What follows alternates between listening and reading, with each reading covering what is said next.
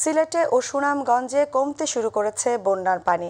প্রায় এক সপ্তাহ পর অবশেষে স্বস্তির বার্তা দিচ্ছে বন্যা পরিস্থিতি। বৃষ্টির বেগ এবং উজানের ঢালের তোড় কমে আসায় পরিস্থিতি এখন উন্নতি হতে শুরু করেছে। সেই সঙ্গে কমতে শুরু করেছে নদ নদীর পানিও। তবে এখনও নদীর পানি প্রতিটি পয়েন্টে বিপদসীমার উপর দিয়ে প্রবাহিত হচ্ছে। সুরমার পানি কমতে শুরু করলেও বেড়েছে কুশিয়ারার পানি। পানি কমার সঙ্গে সঙ্গে বাড়ছে দুর্ভোগ। বিশুদ্ধ খাবার পানি ও খাবারের সংকট রয়েছে অধিকাংশ পরিবারে।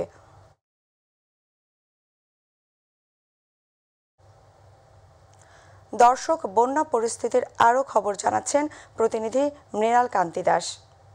ধন্যবাদ আপনাকে। আপনি যেমনটি বলছিলেন, সিলেটে পানি কমলেও বন্যা দুর্গত যে মানুষগুণ রয়েছে তাদের কিন্তু দুর্ভোগ কমেনি। এই বন্যা দুর্গত মানুষের পাশে কিন্তু সরকারের পাশাপাশি বিভিন্ন রাজনৈতিক সংগঠন এবং সামাজিক সংগঠনের নেতৃবৃন্দু সাহায্যের হাত বাড়িয়ে দিয়েছেন। আমরা রয়েছি 9 নং ওয়ার্ডে। আমি যদি আপনাদেরকে দেখানোর চেষ্টা করি, এখানে কিন্তু বিএনপির সাবেক সহসভাপতি এবং বর্তমান আহ্বায়ক কমিটির অন্যতম সদস্য এবং মদিনা মার্কেট ব্যবসায়ী সমিতির সাবেক সভাপতি হাজি আমির হোসেন বসহায় মানুষদের ভিতরে খাদ্য সামগ্রী বিতরণ করছেন। আমরা যদি ওনার কাছ থেকে এই কার্যক্রম সম্পর্কে একটু জানতে চাই।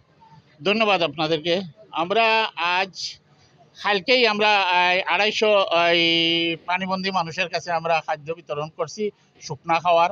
আজকে আমরা নিয়ে আসছি 400 পানিবন্দী যারা আমরা এই ভাই বোন যারা পানিবন্দী অবস্থায় আছে তাদের জন্য এই নসিনটিলা বাগবাড়ি নসিনটিলা 9 নম্বর ওয়ার্ড, তাদের জন্য আমরা এই খাদ্যগুলো নিয়ে আসছি। তাদেরকে ঘরে ঘরে আমরা গিয়ে তাদের মানে হাতের মধ্যে আমরা এই খাদ্যগুলো তুলে দিব।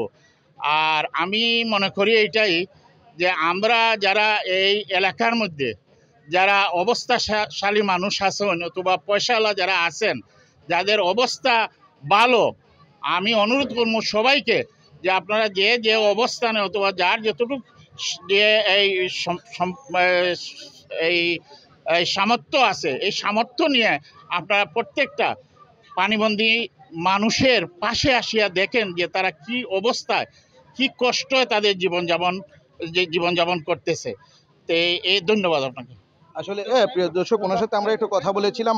উনি যে বিষয়টি জানিয়েছে এবং আমরা জানি যে পুরো সিলেটে একটি দুর্যোগকালীন সময় চলছে। সরকারের পাশাপাশি সবাই বিত্তশালীরা যদি এগিয়ে আসেন তাহলে এই দুর্যোগ সময় থেকে আমরা পার হতে পারবো। আসলে এই ছিল সিলেট থেকে এখনকার পর্যন্ত আমার কাছে সর্বশেষ সংবাদ।